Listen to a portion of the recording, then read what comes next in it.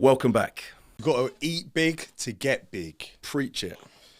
You know what you got to do, right? You know what you've got to do. If you want to be, if you are currently 100 and 50 pounds, let's talk kilos.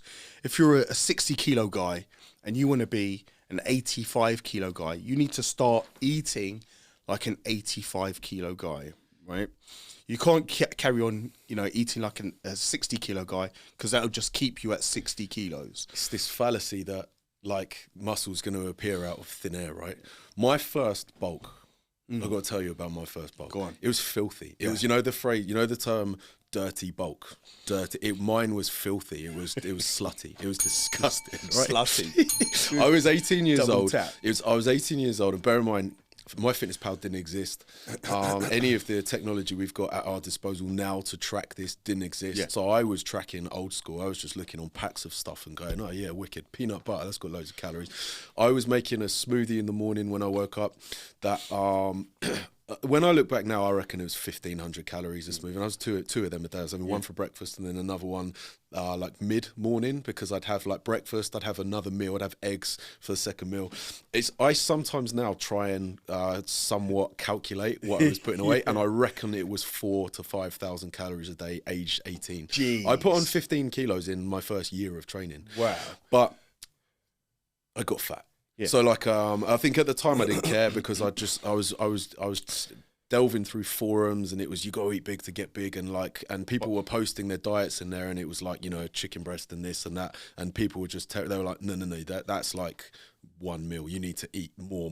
So I went all in. I was just like, this is a hobby that I can be fully on board with. Is just eating like a pig all day long.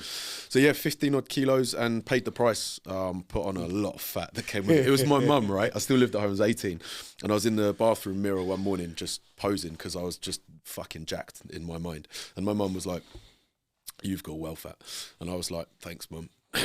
But I had, when you need that little reality check, and the belly was to tell you the truth. Yeah, and the belly was starting to come, and I was like, fuck it. So yeah, then I did my first cut, and that's a whole nother story, because I then basically just lost everything I put in. But you got to eat big to get big. You got to eat big to get big, and that's the thing. Is like, I think with a lot of people, a lot of guys, especially, they're kind of afraid to gain a little bit of fat. They're scared to get fat. The way that I look at food is you've got to get it in, right? And if you're not getting it in, you're just not doing what it takes to get the results that you're after. 100%. It is as simple as that. 100%. Like, you can't be worried about a little bit of fat gain at the expense of standing still. And if you are, drop the fat first. Yeah. Get leaner first, and then start ramping up those calories. And like, going back to your first bulk, right? So I was so invested, like, as a kid, and I knew nothing about nutrition. All I knew was really protein, carbs and fat didn't even cross my mind. But I was so invested in making sure, all I read was that you had to eat enough. So I would train. I'd be on my York set, in the bedroom. After that, I would down a protein shake. At the time, it was Maxi Muscle because of the anabolic window, yeah. Because I chugged that down.